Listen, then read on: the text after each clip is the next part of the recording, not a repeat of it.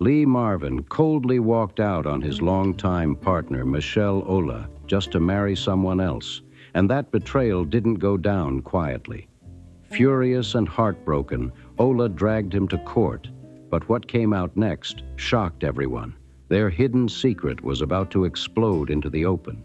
There was no denying that Lee Marvin had a serious thing for booze. Directors and co-stars would even whisper that a few drinks actually made his acting better. Wild, right? Somehow, this rough-around-the-edges guy managed to climb all the way to Hollywood's top tier, earning respect and fame that most could only dream of.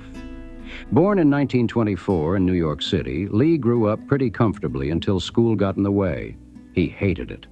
Always skipping class, picking fights, and getting in trouble. Teachers didn't know what to do with him. Soon, doctors figured out he had dyslexia and ADHD, which explained his restless attitude. Still, even through all that chaos, something creative was brewing inside him. Lee had a strange mix of passions. He could play the violin one day and go hunting the next. That love for hunting ended up shaping him for something much bigger: war. When World War II broke out, he enlisted and got thrown straight into the chaos. During the brutal Battle of Saipan, he was seriously wounded, but came out a hero, earning a Purple Heart for his courage. But once he got back home, life wasn't so glamorous anymore. The war hero couldn't find a job and ended up working as a plumber.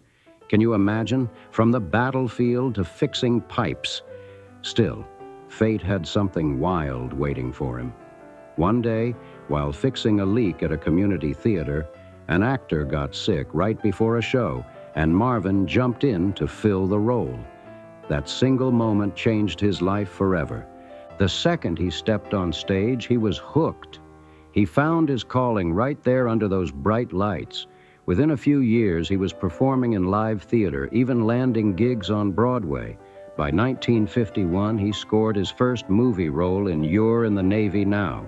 So he packed up, headed west to Hollywood, and never looked back. But the road to fame wasn't easy. Hollywood was full of competition, and Lee had to find a way to stand out. His big break came with a tiny part in the World War II drama 8 Iron Men. He didn't even get screen credit, but he left an impression. Since he had real combat experience, Marvin gave his co-stars and even the director tips on what war was truly like. Word spread fast about this tough, no-nonsense guy who actually knew his stuff, and soon doors started flying open. By 1952, Marvin was not just busy on set, he was also busy in his personal life.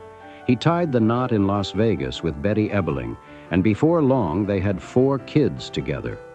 Suddenly, the hard-drinking soldier-turned-actor was also a full-time family man. Every paycheck counted, and with so many mouths to feed, he pushed himself harder than ever. In 1953 alone, Lee Marvin made 7 movies. 7. He was unstoppable. And when he landed a role opposite Marlon Brando in The Wild One, his Hollywood status went from rising star to full-blown powerhouse. Lee Marvin wasn't just another Hollywood star. He was officially crowned one of the industry's ultimate bad boys. With every new role came more fame and an even scarier reputation. That same year, he landed another unforgettable villain role in Fritz Lang's The Big Heat. In that movie, Marvin's character commits a shocking act that made audiences gasp. He throws a cup of scalding hot coffee right onto his girlfriend's face. It was brutal, unforgettable, and it sealed his image as one of the most dangerous men on screen. But here's the thing, Lee Marvin's dark side didn't stop at the movie set. While filming 1954's Gorilla at Large, he met actress Anne Bancroft, and sparks flew instantly. Behind the scenes, a secret romance took off, something way deeper than a casual fling. Even when they reunited for a life in the balance, their secret affair still burned hot. He might have played bad guys on camera, but off-screen he was breaking hearts and crossing lines like it was second nature. By 1957, Marvin switched things up and finally got a shot at being the hero. He scored the lead role as a gritty Chicago detective in the TV series M Squad. The show had plenty of action and attitude, but despite running for 117 episodes, it didn't give him the career explosion he was hoping for. When the cameras stopped rolling, Marvin found himself stuck. No new roles, no offers, nothing. A full year went by without work, and depression crept in hard. That's when he started drinking heavier than ever, spiraling down a rough road that could have ended everything. But fate wasn't done with him yet. Marvin climbed back into the spotlight when he joined the cast of Ship of Fools, a drama set on a luxury liner. Only this ship had a storm brewing behind the scenes. By now, Marvin was a seasoned drinker, and his co-star, the legendary Vivien Leigh, was battling her own demons with depression and alcohol. The two didn't exactly click, in fact, they clashed. But someone else on set did catch his attention. Her name was Michelle Ola, a nightclub dancer and singer with a small role in the film. She was charming, bold, and impossible to ignore. Marvin couldn't resist her energy, and before anyone knew it, they were wrapped up in a whirlwind romance. Just a few weeks later, Marvin shocked everyone by moving in with her. That impulsive move set off a chain of events that would eventually explode into one of Hollywood's most infamous love scandals. While Ship of Fools showed Marvin's more serious side, his other 1965 release, the comedy western Cat Ballou, felt more like the real Lee, rowdy, rough, and unpredictable. But behind the laughs, the filming was chaos. His constant drinking made life miserable for his co-star, Jane Fonda. Despite the tension, Marvin pulled off something incredible. He played not one, but two totally different characters in the movie. It forced him to dig deeper as an actor than he ever had before, and it paid off big time. To everyone's shock, including Jane Fonda's, Marvin won the Academy Award for Best Actor, an Oscar, for a comedy western. It was the kind of win that turned heads all across Hollywood. Now he wasn't just a star, he was Hollywood royalty. With that golden statue in his hands, Marvin's paychecks shot through the roof, but his attitude stayed just as wild. On set, his ego clashed hard with other stars. He butted heads with Burt Lancaster during The Professionals and went toe-to-toe with John Vernon in Point Blank. Marvin was done playing nice. He was demanding top dollar and respect to match. Then, in 1969, legendary director Sam Peckinpah started casting for The Wild Bunch, a violent, gritty western that everyone knew would be huge. Peckinpah wanted Marvin badly. His tough guy image was perfect for the role. But there was a problem. The paycheck wasn't high enough for Marvin's new Oscar-level standards. Just as he was about to sign on, another offer came sliding across the table. Another western, but with something different about it, something he couldn't ignore. So get this, after turning down The Wild Bunch, one of the greatest movies ever made, Lee Marvin signed on for a musical. Yeah, a western musical. The paycheck was way fatter, and that was all it took to make him jump ship. Marvin figured he could wing the singing part if the money was good enough, but oh man, that decision would haunt him forever. The Wild Bunch went on to become a cinematic legend, one of the most powerful films in Hollywood history. Meanwhile, Marvin's movie, Paint Your Wagon, flopped hard. It's remembered today mostly because of a Simpsons joke. Critics tore it apart. It's sitting at a measly 33% on Rotten Tomatoes. Still, the whole mess wasn't a total disaster. Somehow, Marvin walked away with something he never dreamed he'd get in a million years. Even though he was knocking back drinks daily on set, Marvin shocked everyone with his musical performance. With zero singing experience, he took a massive gamble stepping into that role. And guess what?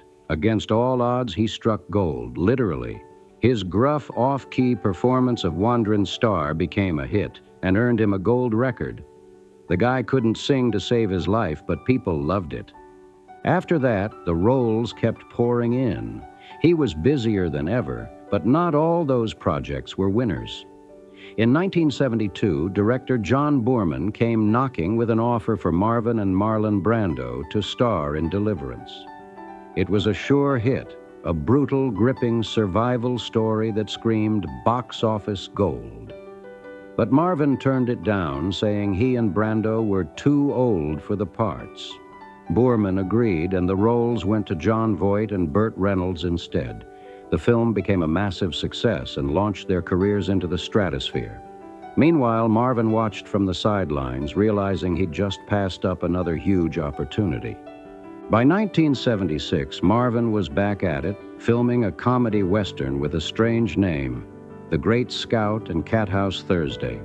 On set, he crossed paths with British actor Oliver Reed, and finally, Marvin had met someone who could drink like he did. This wasn't a battle of egos. It was a full-on drinking war. The two went at it bottle for bottle, night after night. During one marathon session that lasted 10 straight hours, Marvin eventually passed out cold while Reed kept going. After decades of heavy drinking, his body was breaking down, and his behavior was getting more and more erratic.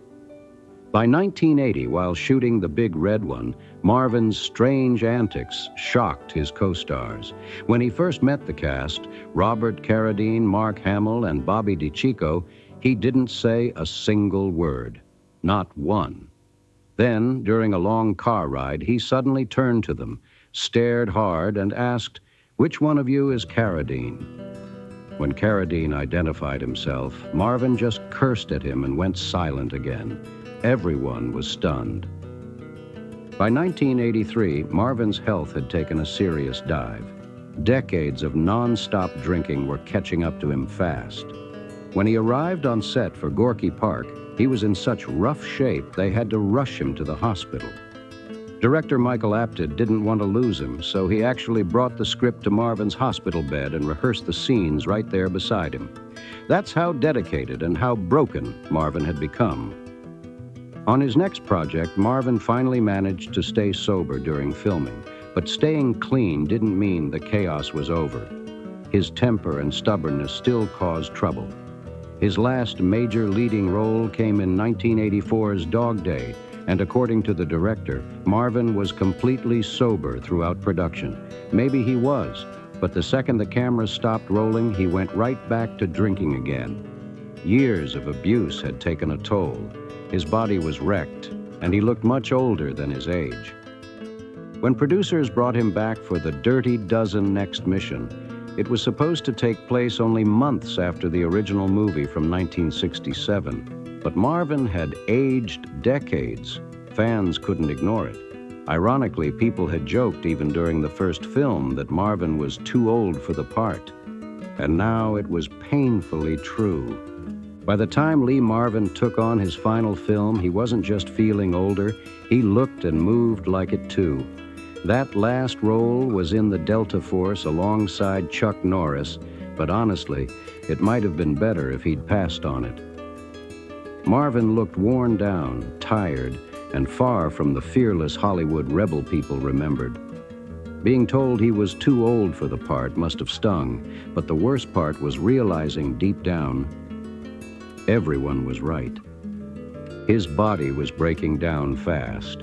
Stomach pain tormented him day and night until doctors diagnosed him with an inflamed colon. The man who once survived a war and outdrank entire film crews was now fighting just to stay alive. It was clear his body couldn't take much more. In December 1986, things took a dark turn. Marvin was rushed to the hospital where he had to undergo a colectomy. Even after the surgery, his condition didn't improve. Not long after, his heart gave out. The Hollywood legend who had lived life at full throttle was gone at just 63 years old. He was laid to rest with full military honors, a war hero to the end. But the story of how he left things with those closest to him was far less honorable. Back in 1971, years before his death, Marvin was still living with Michelle Triola, though they weren't officially married. Triola had once been a talented nightclub singer, even recording her own album. But instead of chasing her music dreams, she gave everything up for Marvin, following him to film sets in Europe, decorating their Malibu beach house and devoting herself entirely to him. She wanted marriage, commitment, something real. But Marvin, he refused to propose. Then, just when it seemed like he couldn't break her heart any worse, he did something truly cold. To understand why, you've got to go back to a haunting chapter from his past.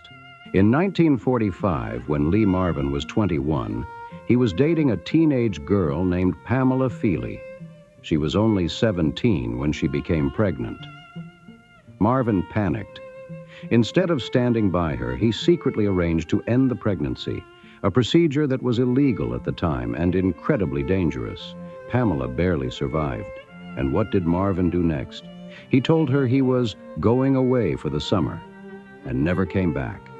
He vanished, leaving her behind with heartbreak and trauma that would last a lifetime. But fate has a twisted sense of humor, because 25 years later, Marvin couldn't stop thinking about Pamela. In 1970, while still living with Triola, he went back to his hometown and found Pamela's house. Without warning, he walked right into her kitchen and said, "You know I've come to get you, don't you?"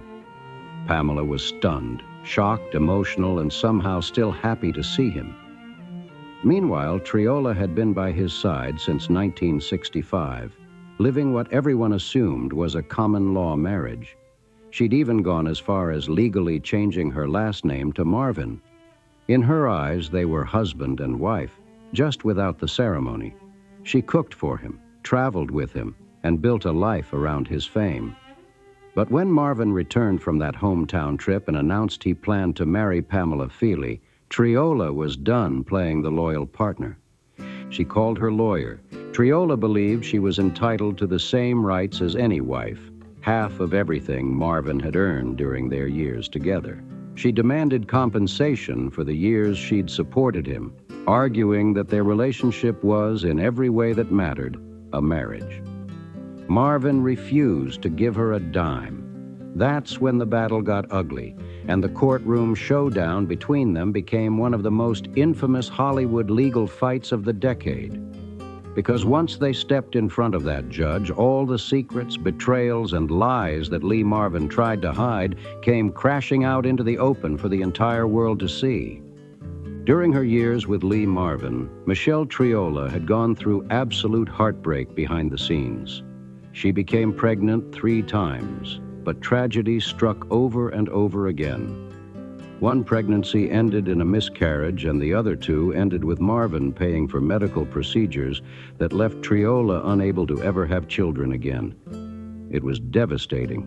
That was her first major claim against him when they finally faced off in court. Her second point was just as powerful.